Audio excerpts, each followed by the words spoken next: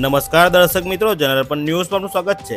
આવનાર નવરાત્રી મહોત્સવ નિમિત્તે વાઘોડિયા પોલીસ સ્ટેશન ખાતે શાંતિ સમિતિ મીટિંગનું આયોજન કરવામાં આવ્યું।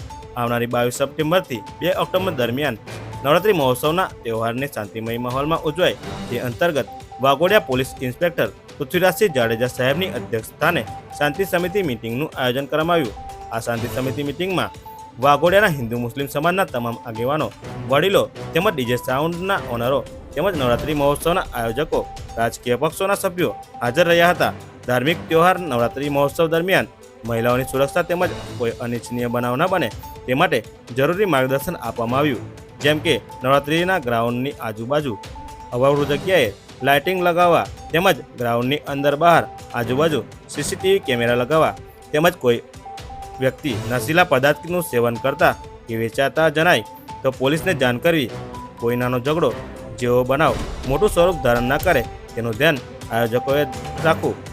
આયોજકો દ્વારા ગ્રાઉન્ડની આજુબાજુ સ્વયંસેવકો તેમજ સિક્યોરિટી તેમજ પાર્કિંગની સુવિધા રાખવામાં આવે તેમજ કોઈપણ પ્રકારના અસામાજિક તત્વો કોઈ ધ્યાનમાં આવે તો તરત જ પોલીસને જાણ કરવા આહવાન કરાયું।